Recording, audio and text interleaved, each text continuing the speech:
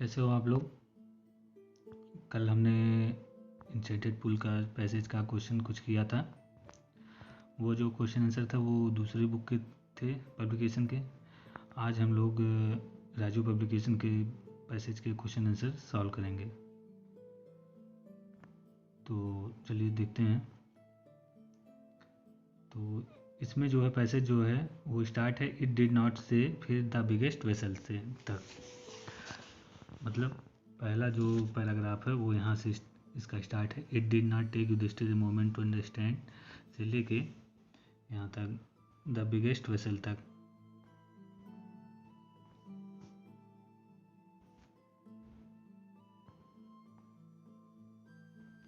ठीक, the biggest vessel the earth. तो चलिए पहला क्वेश्चन देखते हैं। पहला क्वेश्चन है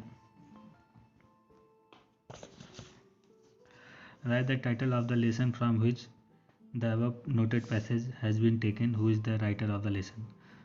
मतलब कि हमें वो लेसन का नाम लिखना है जिस लेसन से यह पैसे लिया गया और राइटर का नाम लिखना है। तो ये कुछ खास सवाल नहीं है, सीधा सा है। हमारा ऊपर मिल जाता है पार्ट का, लेसन का नाम हमारा इंचेंटेड पुल और जो राइटर है हमारे वो हैं श्री राजगोपालाचारी। तो हमारा उत्तर हो जाएगा द इंचेंटेड पुल, श्री राजगोपालाचारी। अगला क्वेश्चन है what rescues a man in danger. मतलब मनुष्य को खतरे से कौन बचाता है। ठीक, तो इसका आंसर पैसेज में हमें मिल जाएगा। सीधा सा क्वेश्चन था कि पहला क्वेश्चन था जब यक्ष ने पूछा था कि what rescues a man in danger, तो युधिष्ठिर क्या जवाब देते हैं, करेज। तो हमारा आंसर क्या हो जाएगा, courage rescues a man in danger. तो हमारा आंसर क्या हो गया, courage rescues a man in danger. अगला क्वेश्चन है what is swifter than the wind. मतलब हवा से भी तेज क्या है। तो इसका भी आंसर हमें सीधा सीधा पैसेज में मिल जाएगा। यह जो लेसन है बहुत ही आसान है, अगर इसे हम एक कहानी की तरह सुने और याद कर लें तो हमें सारे क्वेश्चन के आंसर बड़ी आसानी से मिल जाएंगे। तो देखिए यक्ष ने पूछा what is swifter than the wind, हवा से भी तेज क्या है। तो युधिष्ठिर जवाब देते हैं माइंड। तो हमारा आंसर क्या हो जाएगा, mind is swifter than the wind. ठीक, तो हमारा आंसर क्या होगा, mind is swifter than the wind. अगला क्वेश्चन है हमारा what is more faded than a dried straw. मतलब सूखे तिनके से भी मुरझाया हुआ क्या है। तो हमें इसका भी आंसर पैसेज में बड़ी आसानी से मिल जाएगा। सीधा सा क्वेश्चन था कि what is more faded than a dried straw. यक्ष पूछते हैं, युधिष्ठिर जवाब देते हैं सारू स्ट्राइकन हार्ट, एक मुरझाया हुआ दिल। ठीक है, हृदय। तो क्या था क्वेश्चन कि what is more faded than a dried straw, मतलब सूखे तिनके से भी मुरझाया हुआ क्या है। तो ए सारू स्ट्राइकन हार्ट यानी दुख से भरा हुआ हृदय एक सूखे तिनके से भी ज़्यादा मुरझाया हुआ होता है। ठीक, अगला क्वेश्चन है हमारा find out the word from the passage which have the following meaning. मतलब हमें पैसेज से उस शब्द को खोजना है जिनके निम्न अर्थ हो सकते हैं। ठीक है, तो पहला शब्द है हमारा सेव, दूसरा है नॉलेज। सेव यानी बचाना, ठीक है, नॉलेज मतलब ज्ञान या बुद्धि। तो हमें पैसेज से खोजना है। तो पैसेज में देखते हैं था कि सीधा सा है व्हाट रेस्क्यूज, रेस्क्यू यानी बचाना, सेव मतलब भी बचाना। तो हमारा सेव का क्या हो जाएगा, सिमिलर वर्ड रेस्क्यूज। और नॉलेज यानी ज्ञान हमारा। ठीक है, तो इसका हमारा क्या हो जाएगा, विजडम यानी ज्ञान या बुद्धि, जो भी समझ लीजिए। ठीक है, तो हमारे इसके आंसर हो जाएंगे सेव का रेस्क्यू, नॉलेज का विजडम। ये अगला पैराग्राफ देखते हैं। अगला था कि व्हाट इज लॉस से लेके फिर आंसर देम ऑल। मतलब बुक में अगर देखते हैं तो अर्थ के बाद ये एक लाइन बचती है यहाँ से छोड़ के, व्हाट इज दैट लॉस से है, लेकिन हो यहाँ से लेके अगले पन्ने पे आंसर देम ऑल तक, यहाँ तक के बीच का पैराग्राफ से क्वेश्चन आंसर उठाया गया।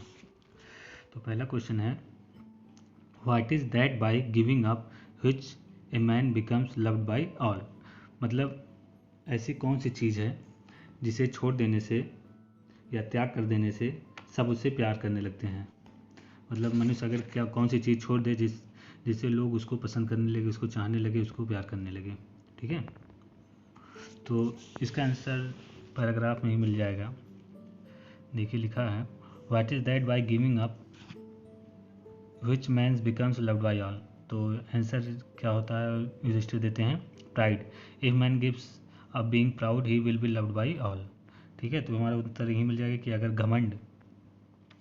अगर मनुष्य घमंड छोड़ दे तो लोग उसको पसंद करने लगते हैं, चाहने लगते हैं। ठीक है, तो आंसर क्या हो जाएगा, if man gives up pride he is loved by all. ठीक, तो हमारा आंसर क्या हो गया, if man gives up pride he is loved by all. मतलब अगर मनुष्य घमंड करना छोड़ दे तो लोग उसको पसंद करने लगते हैं, उसको चाहने लगते हैं। ठीक है, तो देखिए यहाँ पर एक चीज़ देखिएगा कि he is loved by all लिखा है, यानी इज यहाँ लगा है वर्ब, लेकिन यहाँ पर ईडी लगा हुआ है, यानी वर्ब की थर्ड फॉर्म लगी हुई है। तो इससे हमें क्या पता चलता है, इसके साथ हमेशा वर्ब की फर्स्ट फॉर्म होनी चाहिए, लेकिन यहाँ पे इज है और वर्ब की थर्ड फॉर्म है। ठीक है, तो ये जो हमारा सेंटेंस हो गया, ये हमारा पैसिव वॉइस का सेंटेंस है। ऐसी छोटी छोटी चीज़ें थोड़ी बहुत ध्यान देनी चाहिए। स्पेलिंग थोड़ी सी मिस्टेक हो गई थी, इसको सही कर लीजिएगा। देख लीजिए अगला question, what is that loss which it's joy and not sorrow. मतलब वह कौन सी हानि है जो सुख देती है दुख के बजाय। ठीक है, यानी किस चीज़ की हानि से हमें सुख मिलता है, दुख नहीं। तो चलिए इसका आंसर खोजते हैं। देखिए सीधा सीधा सा है, इसमें इस चैप्टर में कोई कठिन चैप्टर नहीं है, ये बहुत आसानी से इसके जवाब आपको पैसे में मिल जाएंगे। तो देखिए क्वेश्चन था, ये प्रश्न पूछते हैं, what is that loss which it's joy and not sorrow. Anger, if we giving up being angry we will not longer to be subject to sorrow.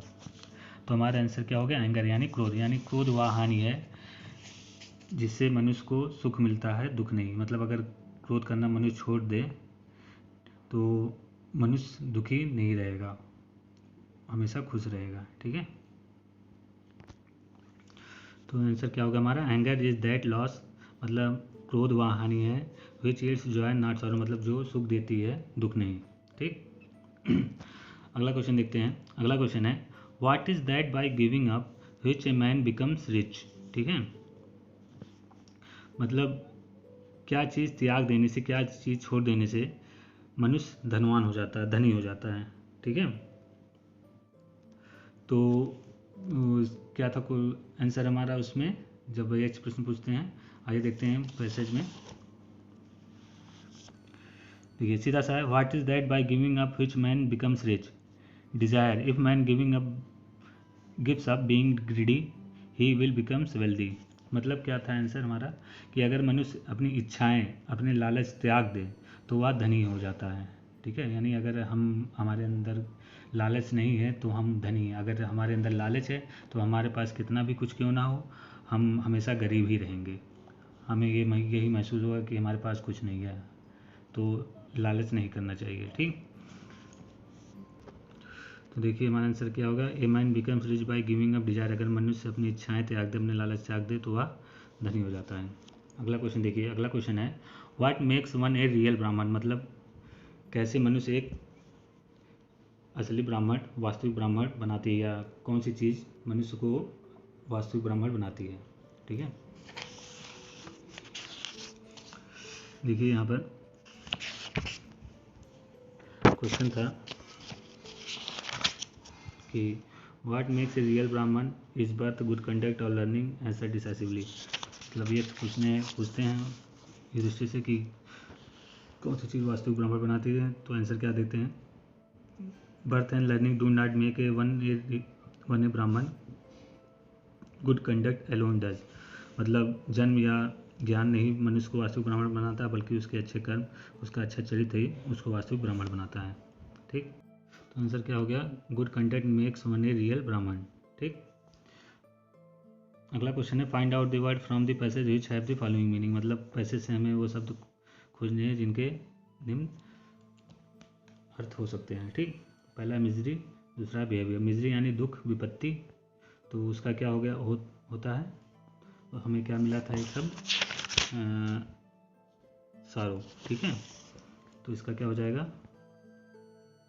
सरो। अगला है बिहेवियर। तो बिहेवियर यानी बर्ताव, आचरण।